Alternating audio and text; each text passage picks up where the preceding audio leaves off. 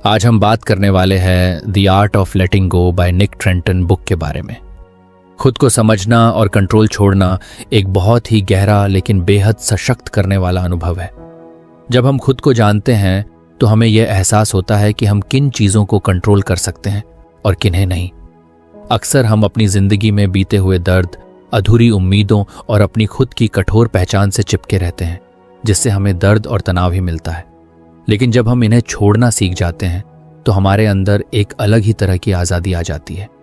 इंसान की फितरत होती है कि वह हर चीज़ को अपने हिसाब से चलाना चाहता है।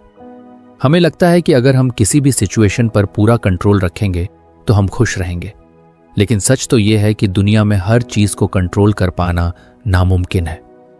कई बार लोग हमारी उम्मीदों पर खरे नहीं उतरते, हालात हमारी प्लानिंग के मुताबिक नहीं चलते और चीज़ें वैसे नहीं होती जैसे हमने सोचा था। ऐसे में अगर हम हर बार परेशान होते रहेंगे और खुद को कोसते रहेंगे तो हमारी मेंटल हेल्थ पर बुरा असर पड़ेगा। इसके बजाय अगर हम यह स्वीकार कर लें कि कुछ चीज़ें हमारे हाथ में नहीं हैं और हमें बस उन्हें जाने देना है, तो हमारी ज़िंदगी कहीं ज़्यादा आसान और खुशहाल हो सकती है। जब हम अपनी पुरानी तकलीफ़ों से चिपके रहते हैं तो वे हमें अंदर ही अंदर तोड़ती रहती हैं। किसी ने हमें बचपन में बुरा कहा हो, किसी दोस्त ने धोखा दे दिया हो, किसी रिलेशनशिप में हमें तकलीफ मिली हो, हम इन चीज़ों को अपने साथ सालों तक लेकर चलते रहते हैं। लेकिन क्या ये सच में हमारे काम आती हैं या फिर ये बस हमारे दिल और दिमाग पर बोझ बनकर बैठ जाती हैं? सच तो ये है कि जब तक हम अपने पुराने घावों को पकड़े रहेंगे तब तक नए घाव बनते रहेंगे। इसलिए खुद को हल्का करने के लिए, अपने दिल और दिमाग को खुला रखने के लिए हमें माफ़ करना और आगे बढ़ना सीखना होगा। ये ज़रूरी नहीं कि आप सामने वाले को माफ़ करके उसके साथ फिर से वैसे ही जुड़ जाएं, लेकिन खुद की भलाई के लिए उस दर्द को छोड़ देना बहुत ज़रूरी है। हम में से कई लोग एक निश्चित पहचान से खुद को जोड़कर रखते हैं। हम सोचते हैं कि हमें हमेशा स्ट्रांग, परफेक्ट या किसी खास तरह का दिखना चाहिए। अगर हम किसी खास एग्ज़ाम में फेल हो जाएं तो हम खुद को लूज़र समझने लगते हैं। अगर किसी रिश्ते में हम सफल नहीं हो पाते तो हमें लगता है कि हमारे अंदर ही कोई कमी है।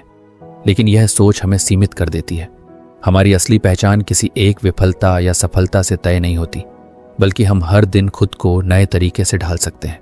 अगर हम खुद को एक लचीली पहचान के साथ देखना शुरू करें, यानी कि हम बदलाव को अपनाने के लिए तैयार हों, तो हमारी जिंदगी कहीं ज़्यादा खूबसूरत और आसान हो सकती है। खुद को बेहतर तरीके से समझने का सबसे अच्छा तरीका है कि हम अपनी फीलिंग्स और बिहेवियर को ऑब्जर्व करें। हम किस चीज़ से खुश होते हैं, कौन सी चीज़ हमें दुखी करती है। जब हम गुस्सा होते हैं तो क्या हमारे अंदर कोई अधूरी चाहत होती है जो पूरी नहीं हो रही होती? इन सवालों पर ध्यान देना हमें खुद को जानने में मदद करता है। हम जितना खुद को समझेंगे उतना ही अपनी ज़िंदगी के बारे में भी समझ पाएंगे। इससे हमें यह तय करने में आसानी होगी कि कौन सी चीज़ें हमें कंट्रोल करने की ज़रूरत है और कौन सी चीज़ें बस छोड़ देनी चाहिए। जब हम कंट्रोल छोड़ना सीखते हैं तो इसका मतलब ये नहीं होता कि हम अपनी ज़िंदगी को अपने हाल पर छोड़ दें और कोई कोशिश ही ना करें। इसका मतलब ये होता है कि हम उन चीज़ों पर फोकस करें जो हमारे बस में है और बाकी चीज़ों को जाने दें। अगर कोई चीज़ आपके हाथ में नहीं है तो उसके बारे में चिंता करके खुद को परेशान करने का कोई फ़ायदा नहीं है। इसका सबसे अच्छा उदाहरण यह है कि अगर बारिश हो रही है तो आप उसे रोक नहीं सकते, लेकिन आप छाता लेकर बाहर जा सकते हैं। ठीक इसी तरह अगर कोई इंसान आपकी उम्मीदों पर खरा नहीं उतर रहा तो उसे बदलने की कोशिश करने के बजाय आप अपनी उम्मीदों को एडजस्ट कर सकते हैं। कई बार हम अपने परफेक्शन की चाह में खुद को ही तकलीफ देते रहते हैं। हमें लगता है कि हमें हमेशा सब कुछ सही तरीके से करना चाहिए, लेकिन यह संभव नहीं है। गलतियां इंसान की फितरत का हिस्सा हैं और हमें खुद को इन गलतियों के लिए माफ़ करना आना चाहिए। अगर हम अपनी हर गलती के लिए खुद को कोसते रहेंगे तो हम कभी भी अपनी पूरी क्षमता तक नहीं पहुंच पाएंगे। खुद को जानना और कंट्रोल छोड़ना दोनों साथ साथ चलते हैं। जब आप खुद को बेहतर तरीके से समझते हैं तो आप यह जान पाते हैं कि कौन सी चीज़ें आपके लिए ज़रूरी हैं और कौन सी बस एक बोझ बन गई हैं। अगर कोई चीज़ आपको बार बार दुखी कर रही है तो उसे छोड़ना ही सबसे अच्छा तरीका है। यह आसान नहीं होता, लेकिन जब आप इसे करने लगते हैं तो आपकी ज़िंदगी में भी एक नई ऊर्जा आ जाती है। इस पूरी प्रक्रिया में सबसे ज़रूरी चीज़ होती है खुद पर भरोसा करना। अगर आप खुद पर भरोसा रखते हैं तो आपको बाहरी चीज़ों से बहुत ज़्यादा फर्क नहीं पड़ेगा।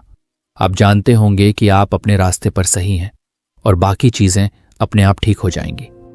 जिंदगी हमेशा आपके प्लान के हिसाब से नहीं चलेगी, लेकिन अगर आप खुद को समझते हैं और कंट्रोल छोड़ना जानते हैं तो आप हर हालात में खुश रह सकते हैं।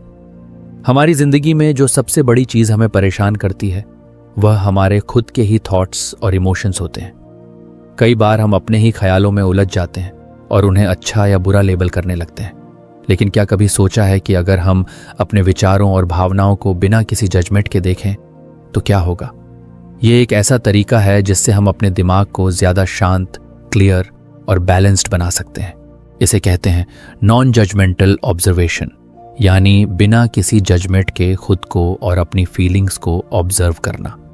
जब भी हमारे मन में कोई विचार आता है या हम किसी इमोशन को महसूस करते हैं तो हमारा पहला रिएक्शन होता है उसे अच्छा या बुरा कहना। अगर हमें खुशी मिल रही है तो हम उसे अच्छा मानते हैं, और अगर कोई दुखदायक सोच आ गई तो उसे बुरा। लेकिन इस पूरे प्रोसेस में हम अपने विचारों और इमोशंस से उलझने लगते हैं। कभी कभी ऐसा होता है कि हम किसी नेगेटिव थॉट को पकड़कर बैठ जाते हैं और बार बार उसे सोचते रहते हैं, जिससे हमारी मेंटल हेल्थ पर असर होता है। लेकिन अगर हम उसे बिना जज किए बस एक ऑब्जर्वर की तरह देखें तो वह थॉट आएगा और चला जाएगा बिना हमें परेशान किए। मान लो कि तुम नदी के किनारे बैठे हो और पानी बह रहा है। अब पानी के साथ कुछ सूखी पत्तियां बहकर आ रही हैं, कुछ फूल भी आ सकते हैं और कभी कभी कचरा भी। अगर तुम हर चीज को पकड़ने लगो तो क्या होगा? तुम उलझ जाओगे, परेशान हो जाओगे। लेकिन अगर तुम सिर्फ उसे बहते हुए देखो, बिना कुछ सोचे, बिना कुछ पकड़े, तो क्या होगा? तुम शांत रहोगे। यही तरीका हमें अपने थॉट्स और इमोशंस के साथ अपनाना है। उन्हें बस आते जाते देखना है, बिना यह कहे कि वे अच्छे हैं या बुरे। ये सुनने में आसान लगता है, लेकिन असल में इसे करना कुछ मुश्किल होता है, क्योंकि हमारा दिमाग आदत से मजबूर है। जब भी कोई थॉट आता है तो वह तुरंत उसे कैटेगरी में डाल देता है। ये अच्छा है, ये बुरा है, ये चिंता की बात है, ये खुशी की बात है। लेकिन जब हम नॉन जजमेंटल ऑब्जर्वेशन की प्रैक्टिस करते हैं तो हम अपने दिमाग को यह सिखाते हैं कि वह चीज़ों को बस वैसे ही देखे जैसे वे हैं। अगर तुम्हारे दिमाग में यह ख्याल आता है कि मैं कुछ खास नहीं कर पा रहा हूं या लोग मेरी कदर नहीं करते, तो सामान्यतः तुम इसे एक नेगेटिव थॉट मानोगे और फिर उस पर सोचने लगोगे। हो सकता है कि तुम उदास हो जाओ या चिढ़ने लगो, लेकिन अगर तुम इसे बस एक थॉट के रूप में देखो, न कि किसी सच्चाई के रूप में, तो वह तुम्हें परेशान नहीं करेगा। यह सिर्फ एक बादल की तरह आएगा और चला जाएगा। इमोशंस के साथ भी यही बात लागू होती है।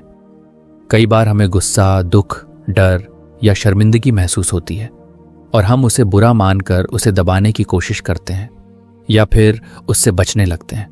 लेकिन इससे वह इमोशन और मजबूत हो जाता है। अगर तुम उसे बस ऑब्जर्व करो, उसे अलाउ करो कि वह आए और फिर खुद ही चला जाए, तो वह तुम्हें ज्यादा परेशान नहीं करेगा। नॉन जजमेंटल ऑब्जर्वेशन हमारे इमोशनल रेगुलेशन में बहुत मदद करता है। जब हम अपनी भावनाओं को बिना किसी जजमेंट के देखना सीख जाते हैं तो हम उन पर बेहतर तरीके से काबू पा सकते हैं। उदाहरण के लिए, अगर किसी सिचुएशन में तुम्हें गुस्सा आ रहा है तो आमतौर पर दो चीजें होती हैं। या तो तुम उस गुस्से में बह जाते हो और कुछ ऐसा कर देते हो जिसका बाद में पछतावा होता है, या फिर तुम उसे दबाने की कोशिश करते हो जिससे वह अंदर ही अंदर सुलगता रहता है। लेकिन अगर तुम सिर्फ इस गुस्से को देखो और कहो कि ओह, अभी मेरे अंदर गुस्सा आ रहा है, बिना यह कहे कि यह अच्छा है या बुरा, तो वह गुस्सा धीरे धीरे कम होने लगेगा। इस तरह की ऑब्जर्वेशन से हमारी डिसीजन मेकिंग भी बेहतर होती है। जब हमारा दिमाग क्लियर होता है और हम अपनी भावनाओं से उलझे बिना कोई फैसला लेते हैं तो वह ज्यादा सही होता है। मान लो कि तुम्हें किसी रिश्ते को लेकर कोई बड़ा फैसला लेना है, लेकिन तुम्हारे अंदर बहुत सारी फीलिंग्स चल रही हैं, डर, उम्मीद, दुख, खुशी। अगर तुम इन फीलिंग्स में बह जाओ तो हो सकता है कि तुम कोई इमोशनल डिसीजन ले लो जो लंबे समय में सही ना हो। लेकिन अगर तुम बस एक ऑब्जर्वर की तरह अपनी फीलिंग्स को देखो और फिर शांत दिमाग से सोचो, तो तुम्हारा फैसला ज्यादा बैलेंस्ड और सही होगा। ये एक तरह की मेंटल एक्सरसाइज है और इसे रोज प्रैक्टिस करना जरूरी होता है। अगर तुम इसे अपनाना चाहते हो तो कुछ आसान तरीके हैं। 1. Mindful breathing. जब भी तुम्हारे दिमाग में बहुत सारे थॉट्स चल रहे हों, बस कुछ मिनट के लिए अपनी सांसों पर ध्यान दो, बिना यह सोचे कि वे अच्छे हैं या बुरे, बस उन्हें आते जाते देखो। 2. जर्नलिंग कभी कभी अपनी फीलिंग्स को बिना किसी जजमेंट के लिख लेना भी मदद करता है। जब तुम लिखते हो तो तुम्हें यह समझ में नहीं आता है कि तुम क्या महसूस कर रहे हो, और फिर तुम्हें यह भी एहसास होता है कि यह बस एक थॉट या इमोशन है, कोई सच्चाई नहीं। 3. Nature observation. बाहर जाकर प्रकृति को देखना भी एक अच्छी प्रैक्टिस है। जब तुम आसमान में बदलते रंगों को, पेड़ों की हलचल को या पक्षियों की चहचहाहट को बिना किसी लेबल के बस ऑब्जर्व करते हो तो तुम्हारा दिमाग शांत होने लगता है। 4. मेडिटेशन। रोज 10-15 मिनट के लिए ध्यान करना, जिसमें तुम सिर्फ अपने थॉट्स को देखने की प्रैक्टिस करो, बहुत फायदेमंद होता है। इसमें तुम्हें कुछ करना नहीं है, बस बैठकर अपने मन में आने वाले विचारों को बिना कोई लेबल दिए देखने की कोशिश करनी है। जब हम नॉन जजमेंटल ऑब्जर्वेशन की प्रैक्टिस करते हैं तो हमें धीरे धीरे ये एहसास होता है कि हम अपने थॉट्स और इमोशंस नहीं हैं, वे बस एक टेम्पररी एक्सपीरियंस हैं जो आते हैं और चले जाते हैं। इससे हमारी ज़िंदगी में ज़्यादा पीस आती है, हमारी मेंटल हेल्थ बेहतर होती है और हम ज़्यादा समझदारी से फैसले ले पाते हैं। तो अगली बार जब कोई थॉट या इमोशन आए तो उसे पकड़कर बैठने के बजाय बस उसे देखो जैसे कि तुम कोई फिल्म देख रहे हो। उसे जज मत करो, उसे अपना मीनिंग मत दो, बस उसे ऑब्जर्व करो। जब तुम ऐसा करोगे तो तुम्हें एक अलग ही तरह की आज़ादी और सुकून महसूस होगा। हमारी ज़िंदगी में जो सबसे बड़ी चीज़ हमें रोकती है वो हमारे खुद के बिलीव्स होते हैं। ये बिलीव्स बचपन से बनते हैं, समाज, परिवार, दोस्त और हमारे खुद के एक्सपीरियंसेस से। कुछ बिलीव्स हमें आगे बढ़ने में मदद करते हैं, लेकिन कुछ बिलीव्स ऐसे होते हैं जो हमें अंदर से कमज़ोर बना देते हैं। ये नेगेटिव बिलीव्स हमारे दिमाग में इस तरह घर कर जाते हैं कि हमें पता भी नहीं चलता कि ये हमारी एंग्जाइटी, ओवरथिंकिंग और लो कॉन्फिडेंस की असली वजह है। लेकिन अगर हम इन्हें पहचानें और इन्हें चैलेंज करें तो हमारी सोच बदल सकती है और एक ज़्यादा पॉजिटिव माइंडसेट डेवलप हो सकता है। जब भी हम कुछ नया करने की सोचते हैं या किसी मुश्किल स्थिति में होते हैं तो हमारा दिमाग हमें कई तरह के नेगेटिव थॉट्स देने लगता है, जैसे मैं कभी सफल नहीं हो सकता, लोग मुझे पसंद नहीं करते, अगर मैं फेल हो गया तो क्या होगा, या मैं इतना अच्छा नहीं हूं जितना मुझे होना चाहिए। ये सब बिलीव्स हमारे दिमाग में बिना सोचे समझे सेट हो जाते हैं और धीरे धीरे हमारी सोच को शेप करने लगते हैं। असल में ये बिलीव्स कोई सच्चाई नहीं होते, ये बस हमारे दिमाग में बनी कहानियां होती हैं। अगर हम इन्हें ज़रा सा ध्यान से देखें और एनालाइज करें तो हमें समझ में आएगा कि ये हमें लिमिट कर रहे हैं। हमें खुद से पूछना होगा, क्या ये सच में सही है? क्या मेरे पास कोई सॉलिड प्रूफ है कि ये बिलीफ सही हैं, या ये बस मेरे दिमाग के बनाए हुए डर हैं? मान लो कि तुम्हें कोई बड़ा काम करना है, लेकिन तुम्हारे अंदर ये बिलीफ बैठा हुआ है कि मैं कभी अच्छा नहीं कर सकता। अब अगर तुम इसे सच मान लोगे तो तुम कोशिश ही नहीं करोगे, या अगर करोगे भी तो पूरे कॉन्फिडेंस के साथ नहीं कर पाओगे। लेकिन अगर तुम इस बिलीफ को चैलेंज करो और खुद से पूछो, क्या सच में मैं कभी अच्छा नहीं कर सकता, तो तुम्हें एहसास होगा कि यह सिर्फ एक सोच है, कोई हकीकत नहीं। शायद तुम पहले भी कई बार अच्छा कर चुके हो, लेकिन तुम्हारा दिमाग बस फेलियर को ज्यादा याद रखता है। इस तरह की नेगेटिव बिलीव्स हमारी एंग्जाइटी को भी बढ़ाती हैं। जब हम किसी चीज को लेकर बहुत ज्यादा सोचते हैं तो इसका कारण यही बिलीव्स होते हैं। अगर तुम्हारे अंदर यह बिलीफ है कि अगर मैं किसी से बात करूंगा तो वे मुझे जज करेंगे, तो हर बार जब तुम किसी नए इंसान से बात करने की सोचोगे तो तुम्हारा दिमाग ओवरथिंक करना शुरू कर देगा। मैंने ठीक से बात की या नहीं? क्या मैंने कुछ गलत कहा? शायद उन्हें मेरी बातें पसंद नहीं आई। ये सारे थॉट्स तुम्हारे अंदर घबराहट और डर पैदा कर देंगे। लेकिन अगर तुम इस बिलीफ को चैलेंज करो और खुद से कहो, क्या हर कोई मुझे जज करने के लिए बैठा है? क्या मैंने कभी ऐसे लोगों से बात की है जो मुझे पसंद करते हैं? तो तुम्हें समझ में आएगा कि यह बिलीफ गलत है और इसे बदलने की जरूरत है। हमारे दिमाग में एक खास तरह का पैटर्न बन जाता है। अगर हम बार बार नेगेटिव बिलीव्स को दोहराते हैं तो हमारा दिमाग उन्हें सच मान लेता है और हमारी सोच उसी पैटर्न में चलने लगती है। लेकिन अच्छी खबर यह है कि हम इस पैटर्न को बदल सकते हैं। न्यूरोसाइंस बताता है कि हमारा दिमाग फ्लेक्सिबल होता है, जिसे न्यूरोप्लास्टिसिटी कहते हैं। इसका मतलब है कि अगर हम अपनी सोच को बार बार बदलने की कोशिश करें तो नया माइंडसेट डेवलप किया जा सकता है। नेगेटिव बिलीव्स को चैलेंज करने के लिए सबसे पहले हमें उन्हें पहचानना होगा। इसके लिए हमें अपने थॉट्स को ऑब्जर्व करना होगा। जब भी तुम्हें कोई डराने या रोकने वाला थॉट आए उसे लिख लो, फिर उससे पूछो 1. क्या यह बिलीफ सच में सही है? 2. क्या इसका कोई प्रूफ है या यह सिर्फ मेरा डर है? 3. क्या मैं इसे एक और नजरिए से देख सकता हूं? 4. अगर मेरा कोई दोस्त इस सिचुएशन में होता तो मैं उसे क्या सलाह देता?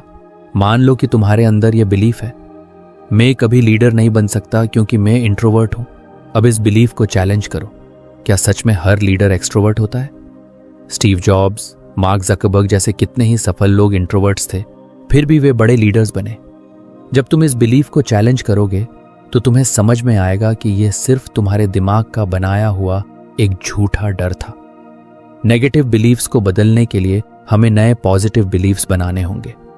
अगर तुम्हारे अंदर यह बिलीफ है कि मैं कभी कुछ बड़ा नहीं कर सकता, तो इसे बदलकर यह कहना शुरू करो, अगर मैं कोशिश करूं तो मैं बहुत कुछ कर सकता हूं। बार बार इसे दोहराओ जब तक कि तुम्हारा दिमाग इसे सच मानना ना शुरू कर दे। इसके लिए एफर्मेशंस बहुत काम आती हैं। जब तुम बार बार अपने दिमाग को पॉजिटिव बिलीफ से भरोगे तो धीरे धीरे तुम्हारा सबकॉन्शियस माइंड उन्हें एक्सेप्ट करने लगेगा। जैसे, मैं अपने फियर से बड़ा हूं, मैं अपनी सोच बदल सकता हूं, मैं कॉन्फिडेंट हूं और मुझ में सफलता पाने की ताकत है, मुझे खुद पर भरोसा है। एफर्मेशंस को रोज सुबह और सोने से पहले बोलने की आदत डालो। इससे तुम्हारा दिमाग धीरे धीरे नया पैटर्न बनाने लगेगा। माइंडफुलनेस भी एक बहुत अच्छा तरीका है नेगेटिव बिलीफ्स को बदलने का। जब तुम अपने थॉट्स को बिना जज किए ऑब्जर्व करते हो तो तुम्हें समझ में आता है कि वे बस थॉट्स हैं, कोई सच्चाई नहीं। जब तुम माइंडफुलनेस प्रैक्टिस करते हो तो तुम्हारी अवेयरनेस बढ़ती है और तुम अपने दिमाग को ज्यादा कॉन्शियसली कंट्रोल कर पाते हो। एक और बहुत अच्छा तरीका है, surround yourself with positive people. जिन लोगों के साथ तुम ज्यादा समय बिताते हो उनका तुम्हारी सोच पर बहुत गहरा असर होता है। अगर तुम ऐसे लोगों के साथ रहोगे जो हमेशा नेगेटिव सोचते हैं तो तुम्हारा माइंडसेट भी वैसा ही बन जाएगा। लेकिन अगर तुम पॉजिटिव और इंस्पायरिंग लोगों के साथ रहोगे तो तुम्हारी सोच भी बदलने लगेगी। इसके अलावा जब भी कोई नेगेटिव बिलीफ तुम्हें पकड़ने की कोशिश करे तो उसे एक्शन से चैलेंज करो। अगर तुम्हें लगता है कि मैं पब्लिक स्पीकिंग नहीं कर सकता तो छोटे छोटे स्टेप्स लो।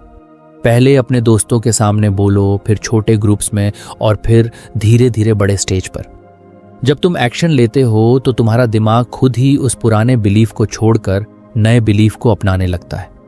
नेगेटिव बिलीफ्स को बदलना कोई एक दिन का काम नहीं है, यह एक प्रोसेस है। लेकिन अगर तुम इसे सीरियसली लोगे और रोज इसकी प्रैक्टिस करोगे तो धीरे धीरे तुम्हारा माइंडसेट बदलने लगेगा। एंजाइटी और ओवरथिंकिंग कम होने लगेगी और तुम्हें ज्यादा कॉन्फिडेंस और पॉजिटिविटी महसूस होगी। तो अगली बार जब तुम्हारे दिमाग में कोई नेगेटिव थॉट आए तो उसे चैलेंज करना मत भूलना। उसे बस वैसे ही एक्सेप्ट मत कर लेना, बल्कि उससे सवाल पूछो, उसे प्रूव करो कि वह गलत है।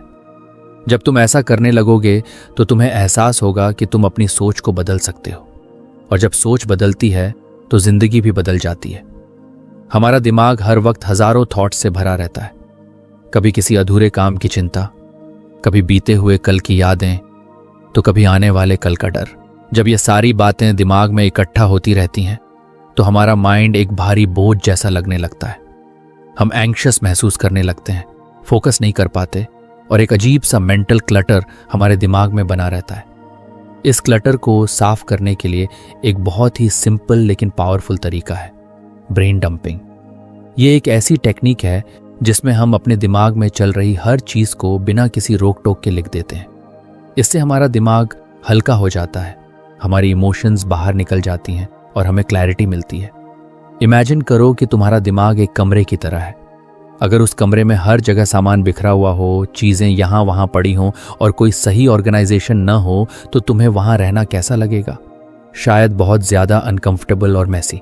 अब सोचो, अगर तुम उस कमरे की सफाई कर दो, फालतू चीजें हटा दो और सब कुछ एक अच्छे तरीके से अरेंज कर दो तो क्या होगा?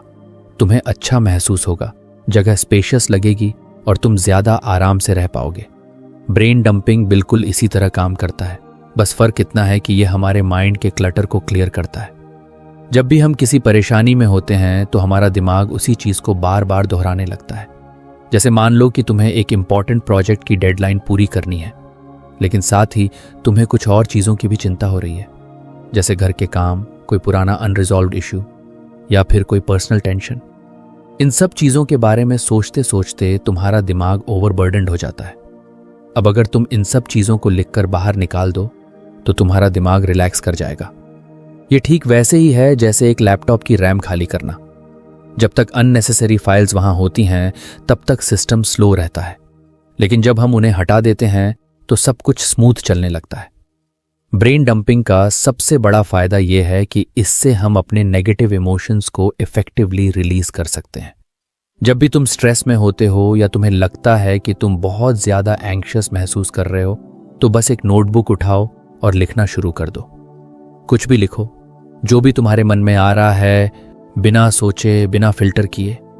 यह जरूरी नहीं कि तुम्हारा राइटिंग स्ट्रक्चर्ड हो या उसमें कोई प्रॉपर सेंटेंसेस हो, बस जो भी अंदर चल रहा है उसे बाहर निकाल दो। ये टेक्निक हमारे सबकॉन्शियस माइंड को क्लियर करने में भी मदद करती है। कई बार ऐसा होता है कि हमें पता ही नहीं चलता कि हमें असल में क्या परेशान कर रहा है। हमें लगता है कि हम किसी एक चीज की वजह से परेशान हैं, लेकिन असल में कारण कुछ और ही होता है। जब हम ब्रेन डंप करते हैं तो हमें खुद से जुड़े कई हिडन थॉट्स और इमोशंस का पता चलता है। यह सेल्फ अवेयरनेस बढ़ाने का भी एक बहुत अच्छा तरीका है। मान लो कि तुम बार बार किसी एक पर्टिकुलर इंसान के बारे में सोच रहे हो और तुम्हें समझ नहीं आ रहा कि क्यों। तुम बस कंफ्यूज्ड और रेस्टलेस महसूस कर रहे हो। अगर तुम इस बारे में लिखना शुरू करो तो धीरे धीरे तुम्हें क्लैरिटी मिलने लगेगी। तुम्हें यह समझ आने लगेगा कि असल में तुम्हें किस चीज से दिक्कत हो रही है। क्या वह इंसान तुम्हें हर्ट कर रहा है? क्या तुम्हें कोई डर सता रहा है? या फिर तुम बस पुराने मेमोरीज में फंसे हुए हो? जब तुम अपने थॉट्स को बाहर निकालते हो तो यह तुम्हारे इमोशंस को प्रोसेस करने में मदद करता है और तुम्हारा दिमाग धीरे धीरे शांत होने लगता है।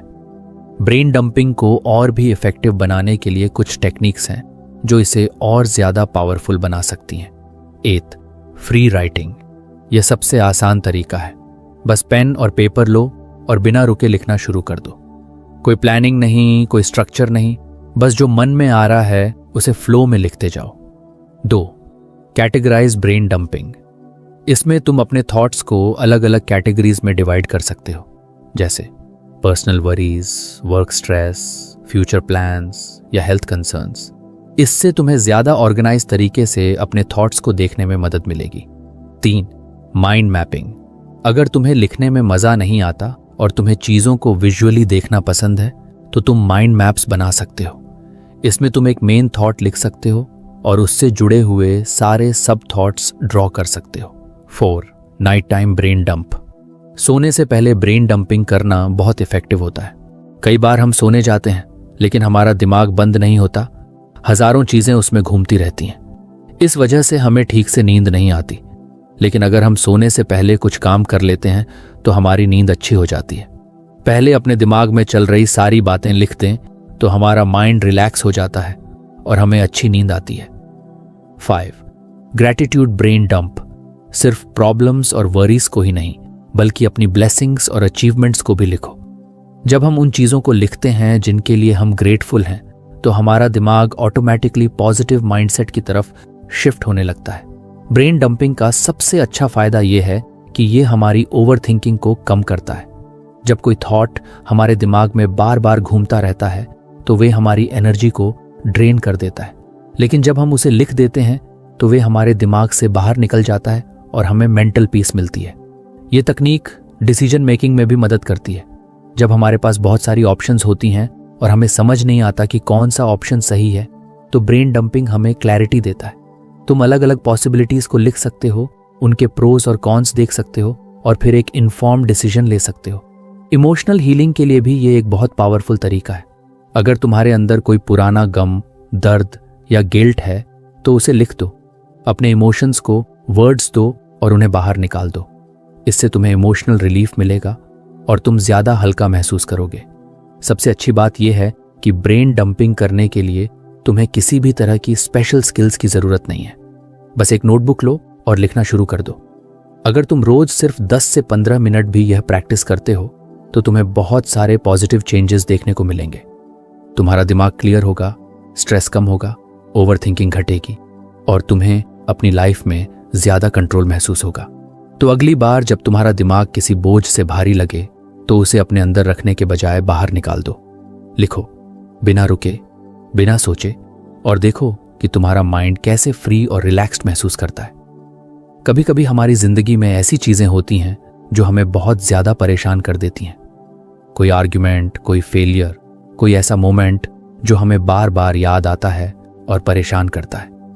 हम अपने इमोशंस में इतना डूब जाते हैं कि सिचुएशन को सही नजरिए से देख ही नहीं पाते। हमारा दिमाग बार बार उसी बात को सोचता रहता है और हम ओवरथिंकिंग या अननेसेसरी स्ट्रेस में फंस जाते हैं। ऐसे समय पर सेल्फ डिस्टेंसिंग की स्किल बहुत काम आती है। ये एक टेक्निक है जिससे हम अपनी इमोशंस को कंट्रोल करना और सिचुएशंस को एक ज्यादा बैलेंस्ड पर्सपेक्टिव से देखना सीखते हैं। सेल्फ डिस्टेंसिंग का मतलब है कि अपनी जिंदगी की किसी सिचुएशन को कुछ दूर से देखना। इमेजिन करो कि तुम्हारी कोई बहुत करीबी दोस्त तुम्हारी ही तरह की परेशानी में है और वह तुमसे सलाह मांग रही है। तुम उसे क्या कहोगे? जाहिर सी बात है कि तुम उसे काल्म होकर लॉजिकल तरीके से एक बैलेंस्ड एडवाइस दोगे। लेकिन जब वही बात खुद के साथ होती है तो हम इतने ज्यादा इन्वॉल्व हो जाते हैं कि क्लियर सोच ही नहीं पाते।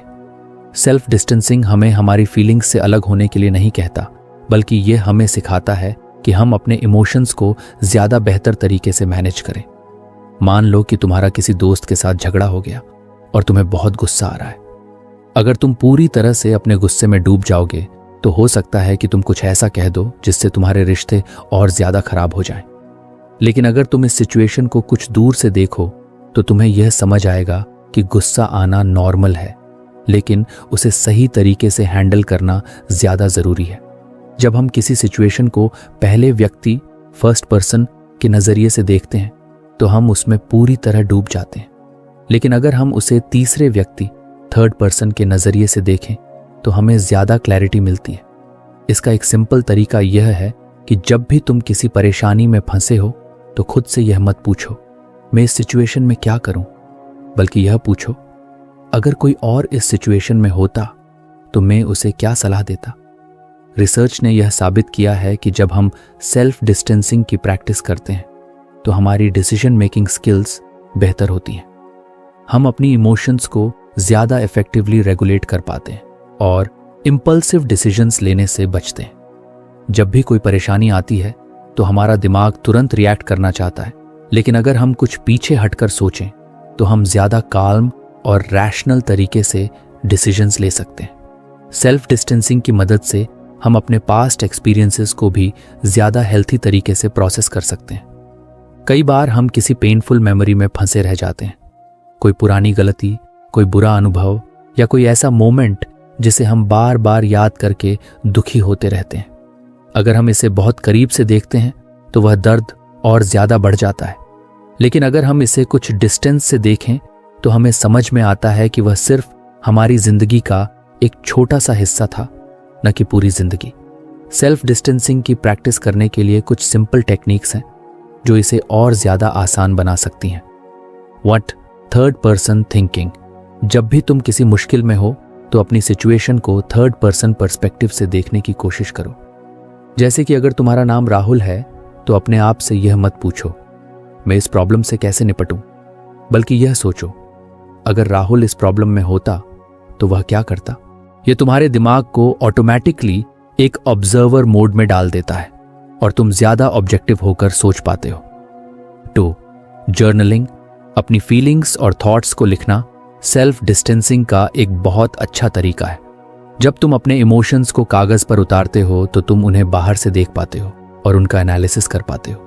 राइटिंग तुम्हारे दिमाग को क्लैरिटी देता है और तुम्हारी इमोशंस को रेगुलेट करने में मदद करता है। 3. विजुअलाइजेशन। कभी कभी खुद को मेंटली अपनी स्थिति से अलग करने का एक अच्छा तरीका है कि तुम इमेजिन करो कि तुम किसी मूवी को देख रहे हो और उसमें मुख्य पात्र तुम खुद हो।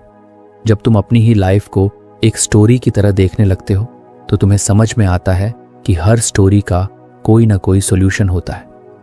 4. Slow breathing and meditation. जब हम किसी इमोशन में फंसे होते हैं तो हमारा दिमाग फास्ट रिएक्शंस देने लगता है, लेकिन अगर हम कुछ देर डीप ब्रीदिंग करें या मेडिटेशन करें तो हमारा दिमाग नेचुरली सेल्फ डिस्टेंसिंग मोड में चला जाता है और हमें सिचुएशन को काल्म होकर देखने का मौका मिलता है। 5. Discussing with someone else. जब हम अपनी प्रॉब्लम्स किसी और से डिस्कस करते हैं तो हमें उनके नज़रिए से चीज़ों को देखने का मौका मिलता है। इससे हमें पता चलता है कि शायद हम किसी छोटी बात को ज़्यादा बड़ा बना रहे हैं या हम चीज़ों को ज़रूरत से ज़्यादा पर्सनली ले रहे हैं। सेल्फ डिस्टेंसिंग सिर्फ प्रॉब्लम्स के लिए नहीं बल्कि सेल्फ इम्प्रूवमेंट के लिए भी बहुत ज़रूरी है। यह हमें हमारी ग्रोथ को समझने में भी मदद करता है। कई बार हम अपनी ही प्रोग्रेस को रिकॉग्नाइज नहीं कर पाते क्योंकि हम अपने अंदर ही इतने ज़्यादा फंसे रहते हैं। लेकिन अगर हम कुछ पीछे हटकर देखें तो हमें महसूस होगा कि हमने कितना कुछ सीखा है, कितनी चीज़ों को ओवरकम किया है और कितनी ग्रोथ की है। इमोशनली स्ट्रांग बनने के लिए सेल्फ डिस्टेंसिंग बहुत ज़रूरी है। यह हमें हमारे थॉट्स और फीलिंग्स से भागने के लिए नहीं कहता बल्कि यह हमें सिखाता है कि हम उन्हें सही तरीके से मैनेज करें। जब हम इस स्किल को डेवलप कर लेते हैं तो हम ज़्यादा पीस महसूस करते हैं, हमारे रिलेशनशिप्स बेहतर होते हैं और हम जिंदगी के हर चैलेंज को एक ज़्यादा स्ट्रांग और बैलेंस्ड माइंडसेट के साथ हैंडल कर पाते हैं। तो अगली बार जब तुम किसी मुश्किल में फंसे हो तो खुद से यह मत पूछो कि मैं क्या करूं, बल्कि यह सोचो अगर मैं किसी और को इस सिचुएशन में देखता तो मैं उसे क्या सलाह देता। यह सिंपल सी टेक्निक तुम्हें हर सिचुएशन में एक बेटर और मोर ऑब्जेक्टिव इंसान बनने में मदद करेगी। हम सब अपने जीवन में बेहतर बनना चाहते हैं, कुछ ऐसा करना चाहते हैं जिससे हमें गर्व महसूस हो, लेकिन कई बार यह चाहत धीरे धीरे परफेक्शनिज्म में बदल जाती है और फिर यही चीज़ हमारे लिए परेशानी का कारण बन जाती है। हमें लगता है कि जो भी करें वह बिल्कुल फ्लॉलेस हो, उसमें कोई गलती ना हो। लेकिन क्या सच में परफेक्शन हासिल किया जा सकता है? सच तो ये है कि परफेक्शन सिर्फ एक इल्यूजन है, एक ऐसा गोल जिसे कभी भी पूरी तरह से हासिल नहीं किया जा सकता। लेकिन अगर हम परफेक्शन के बजाय एक्सेलेंस की ओर बढ़ने की सोचें तो हमारी ग्रोथ ज़्यादा अच्छी होगी, हम ज़्यादा सीखेंगे और हमारी जिंदगी ज़्यादा संतोषजनक होगी। परफेक्शनिज्म की सबसे बड़ी समस्या यह है कि यह हमें प्रोग्रेस करने से रोकता है। जब हम किसी काम को करने से पहले ही यह सोचने लगते हैं कि यह बिल्कुल परफेक्ट होना चाहिए तो हम या तो उसे शुरू करने से डरते हैं या बार बार उसे इतना ज़्यादा सुधारते हैं कि अंत में हम उसे खत्म ही नहीं कर पाते। ये ओवरथिंकिंग का एक बहुत बड़ा कारण बन जाता है और हमें अननेसेसरी स्ट्रेस और एंग्जाइटी देने लगता है। इमेजिन करो कि तुम्हें कोई नई स्किल सीखनी है, जैसे पेंटिंग या राइटिंग। अगर तुम्हारा माइंडसेट परफेक्शनिस्ट वाला है तो तुम हर स्ट्रोक, हर वर्ड को बार बार चेक करोगे और हर छोटी सी गलती को सुधारने की कोशिश करोगे। लेकिन इससे क्या होगा? तुम्हारा सेल्फ कॉन्फिडेंस कम होगा क्योंकि तुम हर बार अपनी कमियों पर ही ध्यान दोगे। तुम उस काम का मजा नहीं ले पाओगे क्योंकि तुम्हारा फोकस इंप्रूवमेंट पर नहीं बल्कि फ्लॉलेसनेस पर होगा। लेकिन अगर तुम इसे एक्सेलेंस के नजरिए से देखो तो तुम इसे एक लर्निंग प्रोसेस की तरह लोगे। तुम अपनी मिस्टेक्स से सीखोगे, उन्हें एक्सेप्ट करोगे और धीरे धीरे अपनी स्किल्स को बेटर बनाओगे। परफेक्शनिज्म की एक और दिक्कत यह है कि यह हमें फेलियर से डराता है। एक परफेक्शनिस्ट इंसान के लिए फेलियर का मतलब होता है कि वह पूरी तरह से नाकाम हो गया। लेकिन सच तो यह है कि फेलियर सीखने का सबसे अच्छा तरीका है। जब हम गलती करते हैं तभी हमें पता चलता है कि क्या सही है और क्या गलत। लेकिन अगर हम परफेक्शनिज्म के कारण हर गलती से बचने की कोशिश करेंगे तो हम सीखने के मौके भी खो देंगे। इस माइंडसेट को बदलने के लिए हमें परफेक्शनिज्म को पहचानना और उसे चैलेंज करना जरूरी है। कई बार हम यह महसूस भी नहीं करते कि हम परफेक्शनिज्म की तरह सोच रहे हैं। अगर तुम में यह आदत है कि कोई भी काम तब तक सबमिट नहीं करते जब तक वह बिल्कुल परफेक्ट न लगे, या अगर तुम छोटी छोटी गलतियों को लेकर खुद को ज्यादा क्रिटिसाइज करते हो, तो ये परफेक्शनिज्म के साइंस हैं। तो फ्रेंड्स, ये थी हमारी आज की बुक समरी। आपको कैसी लगी कमेंट करके ज़रूर बताएं और धन्यवाद आपका समरी एंड तक सुनने के लिए।